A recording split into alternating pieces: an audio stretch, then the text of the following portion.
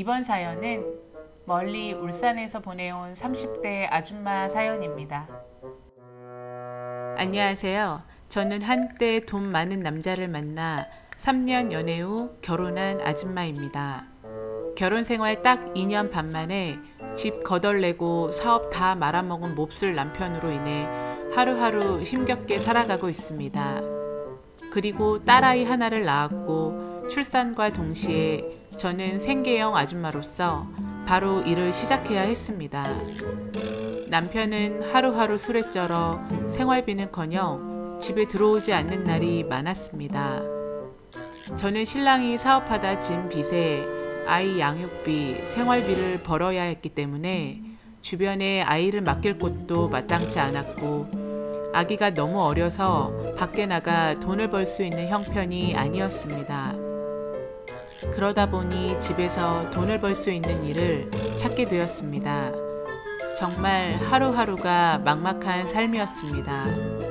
그러던 중 네이버 포털 카페를 둘러보다 육아맘 카페에서 엄마들이 단체 공구를 하거나 시장에서 물건을 떼다가 카페에 판매하는 것을 보고 아, 이거다. 나도 이렇게 장사를 하면 되겠구나 라는 생각이 들었습니다. 시장에서 물건만 떼오면 아이를 집에서 보면서도 물건 사진을 찍고 카페에 올려서 하루에 하나씩만이라도 팔면 아이 분유값은 나오겠거니 싶었거든요. 근데 뭘 팔지? 물건은 어디서 떼오지?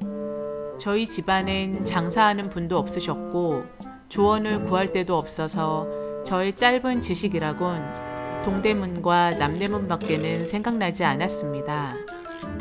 그래서 아이를 들쳐업고 술 취한 신랑을 짐꾼으로 데리고 야밤에 동대문 시장을 무작정 갔습니다.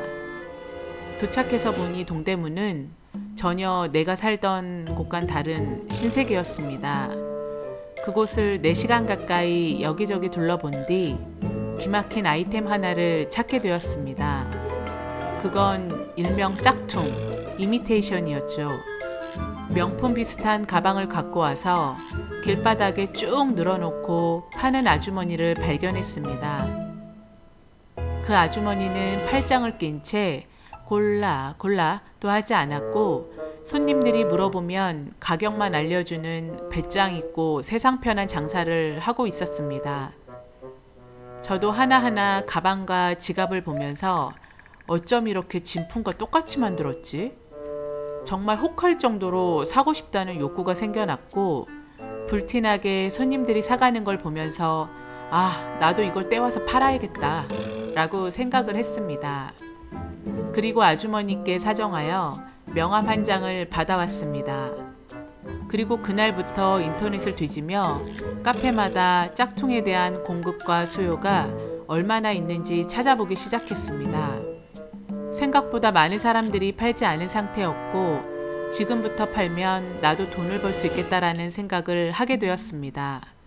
그리고 이것이 큰 범죄라고는 알지 못했습니다. 그저 돈만 보고 불법을 시작하게 된 거였죠. 아줌마가 정말 겁도 없이요.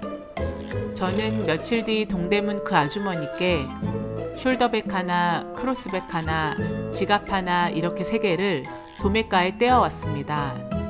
집 소파에 올려놓고 이미지를 찍은 다음 카페에 올렸습니다. 결과는 어떻게 되었을까요? 정말 올린 지 3분 만에 3개를 모두 팔아치웠습니다.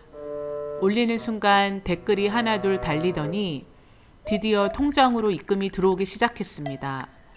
생각보다 너무나 쉽게 판매가 되었습니다. 재고가 하나씩 있다 보니 예약을 하겠다는 댓글들이 달렸고 저는 그 일을 본격적으로 시작하게 된 거였습니다. 가방을 떼어온 값에 2배를 붙여 팔았고 순식간에 팔려나가는 걸 보면서 아이 간식비보다 더 큰 돈을 벌 수 있겠다라는 생각이 들기 시작했습니다. 그 뒤로 가방도 팔고 지갑도 팔고 옷도 팔고 신발도 팔고 심지어 명품을 카피한 이불까지도 떼다 팔았습니다. 점점 그 종류가 늘어났고 하루에 3개씩 올리던 짝퉁을 10개 이상씩 카페에 올리면서 판매 금액은 크게 늘어나게 되었습니다. 명품을 카피한 제품들은 엄마들에게 엄청나게 인기가 있었고 저도 모르게 암흑의 세계로 빠져들고 있었던 겁니다. 이렇게 3년만 고생하면 그 지긋지긋한 월세살이는 벗어날 수 있을 것만 같았거든요. 주문을 하는 엄마들은 정품과 흡사한 짝퉁을 정품 대비 몇십 배 싼 가격에 살 수 있다 생각했었고 그로 인해 단골들이 점점 늘어나기 시작했습니다. 그렇게 저는 3년의 시간을 보내면서 큰 돈을 만지게 되었고 이제 동대문이 아닌 짝퉁의 원조 중국으로 날아갔습니다. 한국 시장에 들어오는 짝퉁들은 모두 중국에서 수입해온다는 사실을 알게 되었고 한국 유통 마진이 빠지면 좀 더 싼 가격에 갖고 올 수 있다는 장점을 파악하게 된 거였죠. 중국 시장을 일주일 동안 밤새 돌아다니면서 안 되는 바디랭귀지 다 써가며 싼 가격의 가방과 옷들을 배에 싣고 들어오는 방법까지 확보할 수 있었습니다. 그야말로 하늘 무서운 줄 모르고 전문 짝퉁 판매꾼이 돼가고 있었던 거였습니다. 물건을 들여와서 한국에 있는 도매상들에게 도매가로 쫙 풀기 시작했습니다. 전 이제 원도매 사장님이 되었습니다. 동대문에서도 저에게 물건을 주셨던 그 아주머니는 오히려 저한테 가방을 싸게 받기 시작했습니다. 저는 중국산 짝퉁을 도매, 소매 가릴 것 없이 로드숍과 오프라인 옷가게에도 납품을 하기 시작했습니다. 차에 물건을 싣고 다니며 보따리 장사를 본격적으로 하기 시작한 거죠. 그들은 동대문에서 받는 단가보다도 저한테 받는 단가가 훨씬 쌌기 때문에 하루에도 몇 번씩 주문을 해댔습니다. 저는 그렇게 7년을 일을 하며 드디어 빚을 갚게 되었고 순식간에 5억을 손에 쥐게 되었습니다. 정말 꿈만 같았습니다. 아, 내게도 이런 날이 오는구나 싶었죠.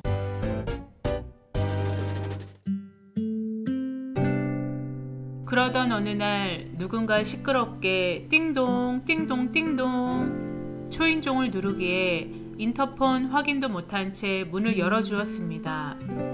경찰서에서 형사 4명이 들이닥쳐 압수수색 영장을 보여주었고 집에 있는 가방과 신발, 시계 등을 모두 포대자루에 담기 시작했습니다. 그리고 저를 상표법 위반 혐의로 체포를 한다고 수갑을 채웠습니다. 저는 빼도 박도 못하고 그 자리에서 모든 제품들을 압수당하며 속수무책으로 끌려나와 경찰에 연행될 수밖에 없었습니다. 경찰서로 가는 내내 저는 너무 무서웠고 그날로 감옥에 끌려가게 되는 건 아닌지 떨리고 두려운 마음으로 조사를 받게 되었습니다. 집에서 압수수색해간 가방과 신발, 옷들은 모두 시가 6억 원어치에 달했습니다. 형사들은 증거자료를 수집한다며 제품들을 펼쳐놓고 사진을 찍어대기 시작했고 언론사 기자들도 짝퉁 판매 적발로 기사에 쓰기 바빴습니다. 그야말로 뉴스에서나 보던 장면을 실제로 겪게 된 것이었습니다. 6시간 동안 집요한 조사를 받고 난 뒤 저는 결국 구속되어 유치장에 수감되었습니다. 그제서야 저는 제가 한 일이 어마무시한 불법임을 절실하게 깨달았고 앞으로 어떤 일이 더 일어날지 1분 1초가 불안의 연속이었습니다. 정말 힘겹게 7년을 버텨왔는데 이렇게 한 방에 무너지는구나 싶었죠. 그동안 세상 무서운 줄 모르고 돈 된다면 무슨 짓이든 했던 시간들이 후회스러웠습니다. 저 역시도 처벌받아 마땅한 일이라고 생각했습니다. 그리고 두 번째 조사를 받게 되던 날 온라인 판매처부터 택배 발송 내역, 송장 추적, 은행 계좌 추적 등과 관련하여 5시간가량의 집요한 조사를 더 받았습니다. 모든 증거를 다 갖고 있는 경찰이었기에 저는 저의 범죄 사실을 인정할 수밖에 없었습니다. 형사님, 잘못했습니다. 용서해 주세요. 네? 정말 이게 이렇게나 큰 범죄인 줄 모르고 팔았어요. 한 번만 용서해 주세요. 네? 형사님, 저 아이를 두고 감옥에 갈 수가 없습니다. 형사님, 잘못했어요. 하며 울며불며 매달렸지만 형사님이 저를 용서해주고 말고 할 사안도 되지 않았고 그럴 수도 없었습니다. 그리고는 바로 구치소에 수감되었습니다. 재판 중에 알게 된 사실이었지만 지금까지의 누적 판매액이 21억 원에 달했고 당연히 세관에 신고도 하지 않은 채 직접 중국에서 물건을 들여왔기 때문에 상표법 위반에 밀수 혐의까지 더해져 범죄 사실이 중하다 판단되어 결국 징역 1년 6개월 선고를 받았습니다. 그리고 짝퉁 판매로 벌어들인 모든 재산을 추징당하는 엄청난 벌을 받게 되었습니다. 교도소에 수감된 지 며칠이 지났을까요? 면회를 온 신랑에게서 놀라운 이야기를 듣게 되었습니다.